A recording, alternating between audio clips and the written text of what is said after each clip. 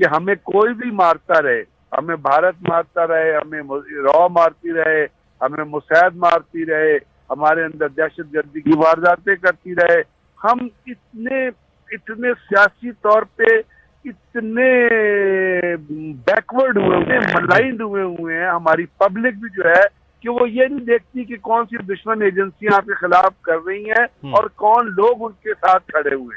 हम फिर भी कहते हैं आओ हमें मारो, हमारे ऊपर जुल्म करो, हम खुश होंगे, हम ताली बजाएंगे, हम आपको बैक करेंगे। हमारी पब्लिक का भी ये एटीट्यूड है। मुसीबत की बात ये, यानी अगर आपको पता है कि अजीत कुमार डेविल एक सियासी लीडर के घर में बैठा हुआ है, उससे वो जो नवाज शरीफ के घर में बैठा हुआ है उससे गले मिल रहा है, और इंडिया में वो कहता है कि मैं पाकिस्तान के अंदर लोगों को मारूंगा, तो क्या पाकिस्तान की पब्लिक के ऊपर ये नहीं, या उसकी पार्टी के बाकी जो सियासी लीडर हैं उनके ऊपर ये कदर नहीं आयद हो जाती कि आप अपने जो लोग हैं, आप जो अपने अवाम है उनकी जान बचाएं, उनकी अवाम की इंटरेस्ट का ख्याल। तो जिम्मेदारी जो हमारे यहाँ हुक्मरानों की है वो भी ब्रिगेडियर साहब उससे ज्यादा है कि पाकिस्तान सबसे पहले होगा तो फिर ही मामला। बड़ा एक अहम मामला हुआ, पाकिस्तान बार बार ये बात करता आया है कि पाकिस्तान के किसी भी शोबे के अंदर कहीं भी कोई तरक्की हो रही है तो फौरी तौर पर भारत को इस बात की तकलीफ होती है।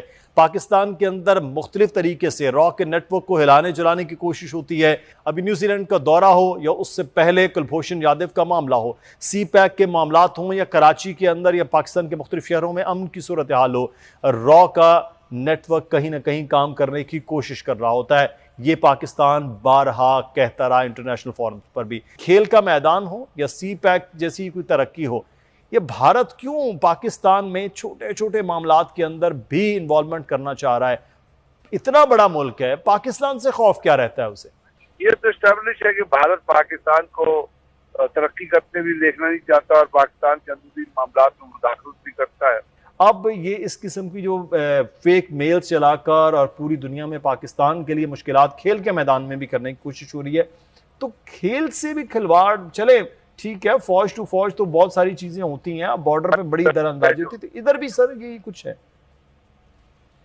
तो ये बात ये है कि वो कुछ लोग जो है वो आइडियोलॉजिकली उनको वो ब्लैकमेल करते हैं, कुछ एथनिसिटी पर ब्लैकमेल होते हैं, क्योंकि हमारे यहाँ भी तो बहुत किस्म के 2 नंबरी किस्म के लोग मौजूद है ना, जो हर जो मोटिव है उसको इस्तेमाल करते हैं। तो इन हालात में 2 वजूहत है कि भारत ये क्यों करता है। पहली वजह इसकी है कि पाकिस्तान उसका काउंटर नहीं करता। काउंटर का मतलब ये है कि अगर ये पाकिस्तान भी भारत के अंदर इसी किस्म की एक्टिविटीज अगर शुरू कर दे, पाकिस्तान भी अगर इस किस्म की एक्टिविटीज शुरू कर दे और पाकिस्तान भी भारत के अंदर जो है वो अपना किसी तरीके से दहशतगर्दी की कार्रवाइयाँ या कश्मीर के अंदर आप इंटरफेयर या जो भारत की फॉल्ट लाइन ऊपर है छत्तीसगढ़ वगैरह में, वहाँ भी पाकिस्तान भी अगर हथियार देने शुरू कर दे, पाकिस्तान के पास कैपेसिटी तो है करने के लिए, कोई ज्यादा एफर्ट तो नहीं चाहिए होती, लेकिन पाकिस्तान एक इखलाकी मॉरल ग्राउंड पे खड़ा हुआ है और उन्होंने 12 हमने कहा है कि जी हम किसी मुल्क के इंटरनल मामलात में मुदाखलत नहीं करते और ना ही हम लोगों की जानों को जाया। अब एक तो ये इंडिया और जापान मिलकर क्या प्लानिंग करने वाले हैं, जैसा भी क्या स्ट्रेटेजी बनाने वाले हैं? बिस्मिल्लाहिर्रहमानिर्रहीम। देखिए, हमेशा ऑब्जेक्टिव जो है वो अमेरिका सेट करता है और अमेरिका का थ्रू ये सिलसिला रहा है कि वो अपनी अलायंस तैयार करता है, अपने साथ इत्तेहादी जोड़ लेता है, सिर्फ इस वजह से कि उससे उसका बोझ बढ़ जाता है और उसको एक हमायत हासिल हो जाती है, साथ वहाँ पे जो अखराजात हैं वो भी शेयर हो जाते हैं। तो अमेरिका को ही प्रॉब्लम हुई है चाइना से, जहां वो समझते हैं कि चाइना की इकोनॉमी अगले 1-2 साल में अमेरिका से ज्यादा बड़ी हो जाएगी और फिर जब इकोनॉमी उसकी बड़ी होगी तो दुनिया में इन्फ्लुएंस भी उसी का होगा और हो सकता है कि वो डॉलर की बजाय युआन में दुनिया को दावत दें कि जनाब इसमें आप ट्रेड करें, ये रिजर्व करेंसी होगी। कई चीजें हो सकती हैं, ये उसका इन्फ्लुएंस जो है वो IMF में मुख्तलिफ अदारों में बढ़ सकता है या उसके मुकाबले में वो अपना एक अदारा खोल सकते हैं। तो इन हालात और इन चीजों की वजह से अमेरिका खौफ है कि उसका इन्फ्लुएंस जो है वो फिर दुनिया में बड़ा कम हो जाए। आज देख रहे हैं ना, मालियाती अदारों पे अजारादारी है अमेरिका, FATF ले लें आप, IMF ले लें, वो भी मुल्क उसमें फंसते हैं अमेरिका की वजह से। तो अमेरिका ये इन्फ्लुएंस नहीं छोड़ना चाहता। तो इसमें लाजमन आप देख लीजिए कि पाकिस्तान अगर चाइना के साथ खड़ा है और अमेरिका के डिजाइन उसकी वजह से फ्लॉप हो रहे हैं क्योंकि आप एक्सेस दे रहे हैं यहाँ पे, तो आप अमेरिका के दोस्त तो ना हुए। अमेरिका का आज दुश्मन अगर चाइना है तो आप उसके स्ट्रेटेजिक पार्टनर है, और अगर भारत हमारा दुश्मन नंबर 1 है तो वो अमेरिका का स्ट्रेटेजिक पार्टनर बन चुका है। बिल्कुल। तो हम कोशिश जरूर कर रहे हैं कि उनसे किसी तरह को थोड़ा बहुत रिलेशनशिप रखी जाए अमेरिका से, लेकिन जो जमीनी हकायक है वो यही है कि आज आप बिल्कुल एक मुखालिफ सिमत में बैठे हुए हैं। और जनरल साहब चूंकि इस इत्तेहाद में ऑस्ट्रेलिया अभी शामिल है और अभी किस तरह से ये पाकिस्तान की क्रिकेट को, पाकिस्तान के सॉफ्ट इमेज को जिस तरह नुकसान पहुंचाया है, वो तमाम अब दस्तावेज़ात, डॉक्यूमेंट्स और वो सब चीज़ें सबूत के साथ सामने आ गई कि उसमें इंडिया से वो ईमेल्स की गई और किस तरह से पाकिस्तान की आई हुई टीम को वापस भेजा गया और आने वाली टीमों को भी खौफजदा किया गया। तो अब हम फिर इसका मतलब ये तो हम तय कर लें कि अब आगे ऑस्ट्रेलिया ने भी नहीं आना, चूंकि 2022 में ऑस्ट्रेलिया आने वाला था, वो इस इत्तेहाद में नरेंद्र मोदी के साथ बैठ रहा है, अमेरिका के साथ बैठ रहा है, तो जाहिर है उन मुल्कों के इन्फ्लुएंस में रहकर फिर वो पाकिस्तान आने की हामी तो नहीं भर सकता। ये पॉसिबिलिटी है कि ऑस्ट्रेलिया भी ना आए क्योंकि ये इत्तेहादी हैं, और दूसरी तरफ ये भी हमें जहन में रखना चाहिए कि इन सब चीजों का ताल्लुक अफगानिस्तान से है। अफगानिस्तान में जो कुछ हुआ और आज उनको जाना पड़ा, वो इसमें पाकिस्तान को किसी न किसी तरह इल्जाम तराशी पाकिस्तान के ऊपर करेंगे। वो कोशिश कर रहे हैं। आपको पता है कि अमेरिका में कई बयान उनके सेनेटर्स वगैरह दे चुके हैं कि पाकिस्तान तालिबान को सपोर्ट करता रहे, उनको सेफ हेवंस देता रहे। तो अमेरिकी जो 20 साल से बैठे हुए थे वहां पे वो अंधे थे, उनके पास सारी दुनिया की सबसे अच्छी टेक्नोलॉजी, बड़ी उनकी इंटेलिजेंस, CIA का हर जगह पे कोने कोने पे राज, और वो अंधे थे, उनको नजर नहीं आया। लेकिन ये एक नैरेटिव है, उन्होंने अपनी हार का, अपनी शिकस्त का, अपनी जिल्लत का मलबा किसी पे तो डालना है। सही। तो ये मैं समझता हूँ कि ये चीज रहेगी। ठीक है जनरल साहब, मैं आपके वापस आता हूँ। एहतजाज करते करते वहां तक उनका पीछा किया जाएगा, तो नासिर क्या सूरत हाल रही जब वाशिंगटन पहुंचे नरेंद्र मोदी? कितनी बड़ी तादाद में सिख जमा थे? क्या वहां पर नरेंद्र मोदी के खिलाफ नारे लगाए गए? क्या सूरत हाल रही? जी अरबाब, थैंक यू। देखिए, जैसा कि एक्सपेक्टेड था कि एक बड़ी तादाद जो है वो सिखों की वहाँ पे पहुंचेगी, सिख कम्युनिटी की, जो दूसरा 1.5 साल से जो है वो किसान जो मूवमेंट चल रही है उसको सपोर्ट में यहाँ पे लगातार जो है मुजाहरे कर रहे हैं। यहाँ पे पिछले साल भी देखा कि कितने बड़े बड़े मुजाहरे हुए यहाँ पे कॉन्सुलेट्स पे। तो ये इनके लिए बड़ा अच्छा एक मौका था कि नरेंद्र मोदी जब आ रहे हैं वाशिंगटन में तो मुजाहरा किया जाए। और उन्होंने एक स्लोगन भी दिया है यहाँ पे सिखों ने, इस दफा सिख कम्युनिटी ने, कि from White House to United Nation. आज तो व्हाइट हाउस में, जैसा आपको पता है कि इस वक्त एक बड़े मुजाहरे की तैयारियां शुरू हैं, क्योंकि मुलाकात है बाइडन के साथ, और उसके बाद क्वाड मीटिंग है आफ्टरनून में। 2 मीटिंग्स हैं व्हाइट हाउस के अंदर मोदी की, एक तो क्वाड के साथ होगी। उस दोनों मीटिंग्स के जब हो रही होंगी तो एक बहुत बड़ी तादाद व्हाइट हाउस का घेराव कर सकती होगी सिखों की जो कम्युनिटी। इस वक्त बड़ी तादाद में लोग जमा होना शुरू हो गए। हम थोड़ी देर बाद फुटेजेस भी आपको भिजवाएंगे, आप देख सकते हैं एक बहुत बड़ी तादाद है। उसके बाद यूनाइटेड नेशंस में कल उन्होंने कॉल दी है, और ना सिर्फ यूनाइटेड नेशन में सिख कम्युनिटी कल आ रही है, but during the speech of Narendra Modi Pakistan जो कम्युनिटी है यहाँ पे, स्पेशली जो कश्मीरी जो ऑर्गेनाइजेशन हैं, उन्होंने मिल के इस दफा जो प्रोटेस्ट जो है वो ऑर्गेनाइज किया है। और नासिर, इसी तरह मैं आपको लेकर आया था कि सिख फॉर जस्टिस ने तो ये एहतजाज की कॉल दी है। कश्मीर कम्युनिटी बड़ी तादाद में अमेरिका में मौजूद है, तो वो भी इस तरह अपने लोगों को मोबिलाइज कर रहे हैं, और इस तरह का कोई एहतजाज उनकी जानिब से ही प्लान है? जी जी अरबाब, इसके हवाले से कल जो है सदर आज़ाद कश्मीर जो है बैरिस्टर सुल्तान महमूद यहाँ पे तशरीफ लाए, और उन्होंने काफी मोबिलाइजेशन की है। कल से काफी उनका शेड्यूल बिजी रहा है। वॉसर लोन उनसे मुलाकात की, और इस दफा देखिए कि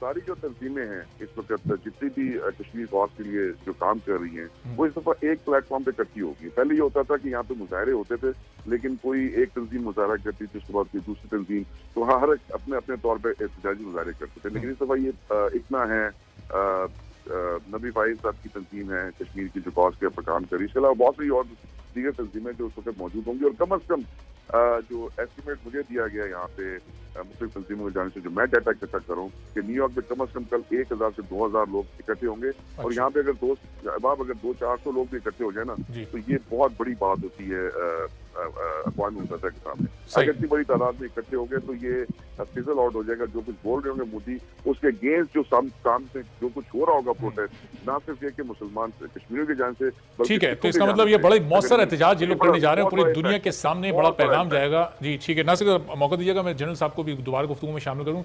तो जनरल साहब, ये ज़ाहिर एहतजाज तो बड़ा होने जा रहा है और इसकी अपनी जगह अहमियत है, लेकिन ऐसे मौके पर प्राइम मिनिस्टर इमरान खान को भी UN की जनरल असेंबली से खिताब करना है।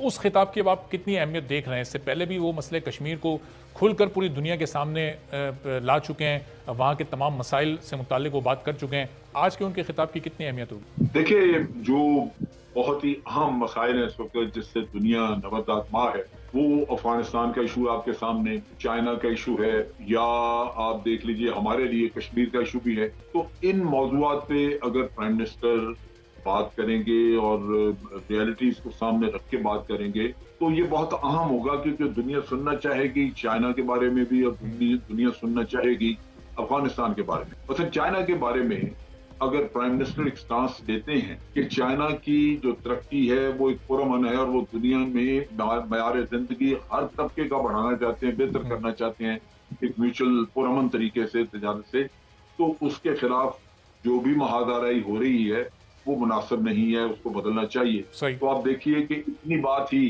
वो पूरी दुनिया में उसको बड़ा सामने रखा जाएगा और उस बात। इसी तरह अफगानिस्तान में तालिबान का, जैसे उन्होंने कहा है कि तालिबान अमेरिका के पार्टनर हो सकते हैं और अमन के लिए, तो ये भी एक बड़ी मुख्तलिफ किस्म की स्टेटमेंट है। प्राइम मिनिस्टर को इस पर थोड़ा वजाहत देनी चाहिए, या ये कि वहाँ पे जो इंसानी अलमिया बन रहा है उसके लिए अक़वाम आलम को आगे आना चाहिए, वो क्या करना चाहिए। तो बहुत सारे ऐसे इशूज जो आलमी सतह पे बहुत अहम हैं और हम उस खित्ते में मौजूद हैं।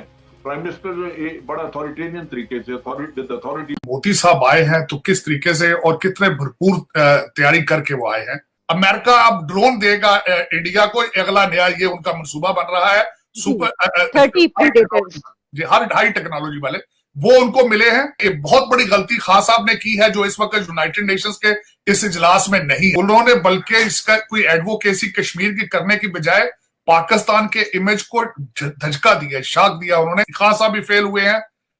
सबसे ज्यादा कामयाब इस वक्त जो सारी इंटरनेशनल मूवमेंट थी उनमें मोदी साहब। रिग्रेसिव थिंकिंग के साथ जो देश आतंकवाद का पॉलिटिकल टूल के रूप में इस्तेमाल कर रहे हैं, उन्हें ये समझना होगा कि आतंकवाद उनके लिए भी उतना ही बड़ा खतरा है। ये सुनिश्चित किया जाना बहुत जरूरी है कि अफगानिस्तान की धरती का इस्तेमाल आतंकवाद फैलाने और आतंकी हमलों के लिए न हो। हमें इस बात के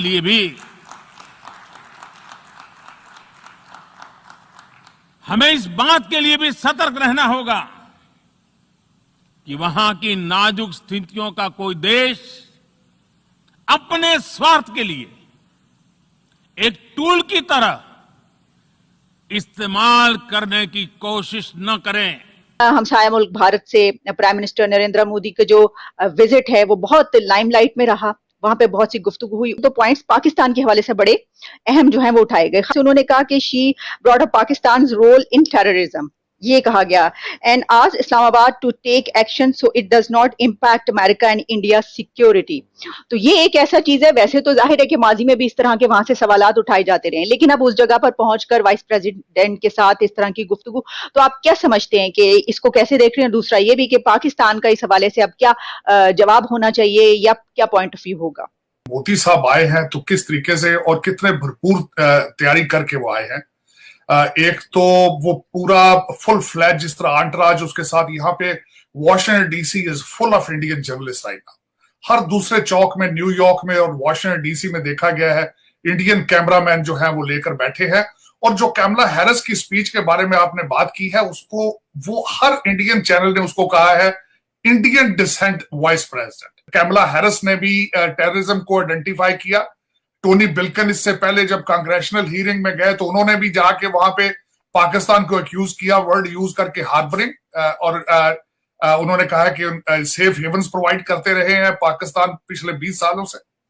तो इस वक्त ये पूरी एक फुल कैंपेन है जो इसकी बड़ी तैयारी की गई। जो इस वक्त मिस्टर शंकर जो उनके फॉरेन मिनिस्टर, शंकला उनके secretary state, secretary foreign office के उनके एम्बेसडर, सारा एक पूरा आंट्रास जिस तरीके से तैयारी के साथ आए हैं, मैं अफसोस के साथ ये कहूंगा कि हमें उसके सामने ना हमने तैयारी की है ना कोशिश की है, बल्कि और इसमें सिर्फ एक दफा नहीं है, उन्होंने साहब हम तो जा ही नहीं रहे ना, यानी हम तो वहां पे तो विजिट तो ऐसा उन्होंने तो शहरियार आफरीदी को भेज दिया प्राइम मिनिस्टर ने, और खुद तो वो जा ही नहीं रहे, तो तैयारी क्या होगी?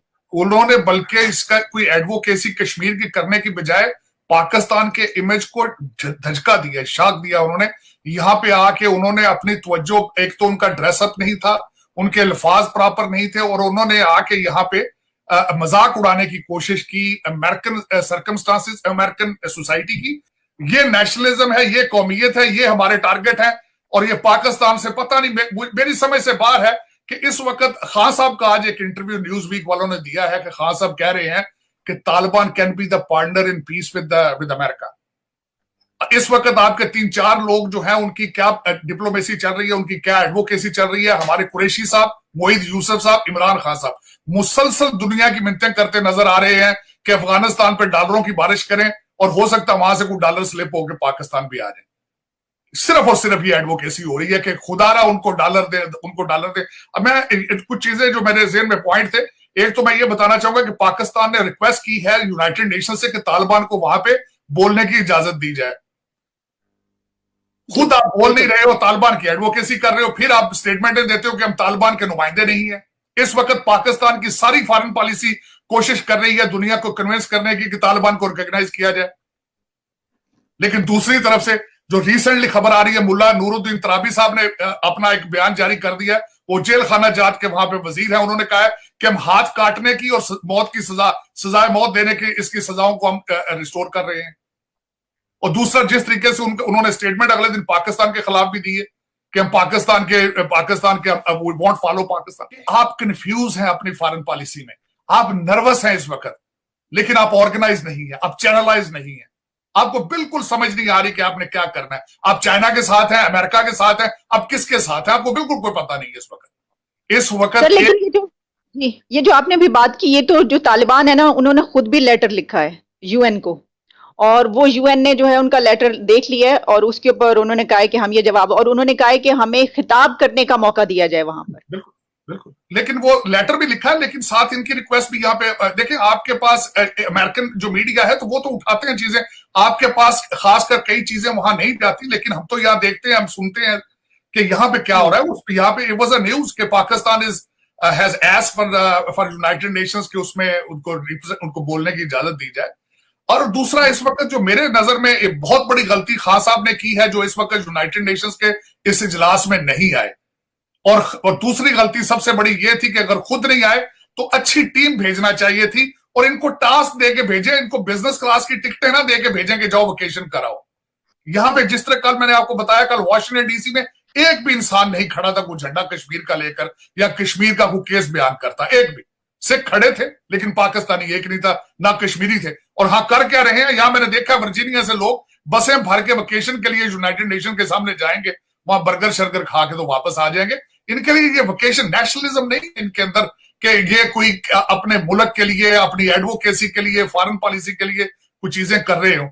और यहाँ आते हैं, अपने रिश्तेदारों दोस्तों के साथ बैठते हैं, खाबे करते हैं, बारबेक्यू उनके बैकलॉन में करते हैं, और फिर वापस उनके अपने फैमिली के लिए तोहफे लेते हैं, कुछ यहां से लेते हैं, कुछ कतर से लेते हैं, तो वापस चले जाते हैं। इनके मेरा मकसद है कि इस वक्त बिल्कुल पाकिस्तान पे यारो मददगार खड़ा है, बिल्कुल। इस वक्त मैं थोड़ा सा डिस्कस करना चाहता था कि आप इंडिया किस स्पीडों पे चल रहा है। इंडिया फ्रांस के साथ बात हो रही है मिक्राह की, इंडिया रशिया के साथ नए रिलेशनशिप डेवलप कर रहा है। यहाँ पे मोदी साहब आए हैं, उन्होंने जापान के प्रीमियर के साथ मिले हैं। एक में उसमें तशवीश थी मेरे लिए कि एक सीईओ जो उनको मिला है वो आर्मामेंट ड्रोन्स के हवाले से, अमेरिका अब ड्रोन देगा इंडिया को, अगला नया ये उनका मंसूबा बन रहा है। सुपर जी, हर हाई टेक्नोलॉजी वाले वो उनको मिले हैं। और मैं हैरान था जो इस वक्त, खैर यहाँ पे अमेरिका में एक फैशन भी है, और इस वक्त कई फॉर्च्यून 500 कंपनीज जिसमें गूगल है, माइक्रोसॉफ्ट है, इन सबके सीईओ जो हैं वो इंडियन है और वेरी नेशनलिस्ट हैं। हमारे यहाँ पे अगर किसी पाकिस्तानी के पास 4 पैसे आ जाएंगे तो अपने आप को पाकिस्तानी नहीं समझता। ये सबसे बड़ा फर्क है। जो इंडियन होते हैं वो एक तो नेशनलिस्ट है, और दूसरा मैंने आपको बताया था कि एक मूवमेंट, इंटरनेशनल मूवमेंट चली थी नेशनलिज्म के हवाले से, मूवमेंट चली थी जिस तरह अरब स्प्रिंग थी, कई मेजॉरिटी मूवमेंट से खत्म हो चुकी है। खान साहब भी उसी मूवमेंट का एक हिस्सा से तब्दीली का नारा लगा के आए थे। थर्ड पार्टी को ट्राई किया गया था, लेकिन खान साहब भी फेल हुए हैं। सबसे ज्यादा कामयाब इस वक्त जो सारी इंटरनेशनल मूवमेंट थी उनमें मोदी साहब कामयाब है। उन्होंने हिंदुत्व का आइडिया दिया और सारे हिंदूज को एक झंडे के नीचे इकट्ठा कर दिया। तैयारियां हो रही हैं बिल्कुल कि किस तरह कॉर्नर किया जाए और किस तरीके से अफगानिस्तान का मलबा सारा जो है वो पाकिस्तान पर डाला जाए। आपको एक कंप्रीहेंसिव कैंपेन की जरूरत है, आपको लीडरशिप की जरूरत है, और लीडरशिप ऐसी होनी चाहिए जो नेशनलिस्ट हो। और वेस्ट को मैं यहां पे एक और पॉइंट ऐड करना चाहूंगा। आलिया खान साहब हमेशा कहते हैं कि वो ऑक्सफोर्ड के पढ़े हैं, वेस्ट में रहे हैं, वेस्टर्न जानते हैं उनको डील करना। तो ये डील कर रहे हैं आप कि आप शहरयार अफरीदी को अपना नुमाइंदा बना के आप यहां पे भेज देते हैं और वो पाकिस्तान सारे के सारे की जागहसाई कराता है। ये आपका वेस्ट के बारे में आइडिया है कि एक तालिबानी माइंड का बंदा भेज दें और वो यहां पे आके यहां पे अमेरिकन बच्चियों को देखे और होमलेस का मजाक उड़ाए। जो पहली दफा अमेरिका आया है, और सबसे बड़ी बात बताऊं, उसकी एंट्री नहीं हो रही थी, इमिग्रेशन वालों को सेटिस्फाई नहीं कर सका। कौंसल जनरल ने जाके गारंटी दी लिख के, तो तब वो एंटर हुआ है अमेरिका में, और निकलते ही सीधा गया है वो लिवाइस की शर्ट पहन के, कॉलरलेस, हाफ स्लीव। मैं समझता हूं कि उसको इतना नहीं पता कि प्रोटोकॉल क्या होता है कैमरे के सामने जाने के, तो वो हाफ स्लीव शर्ट पहन के जिस तरह एक्सरसाइज में होता है, और वहां जाके उसने इतना लंबा चौड़ा भाषण दिया है, हर इंडियन चैनल ने उसको उठाया। और हम पाकिस्तानी अमेरिकन यहां पे शर्मिंदा हैं कि this is the best we can offer, जो कि कश्मीर का केस आके लड़ रहे हैं।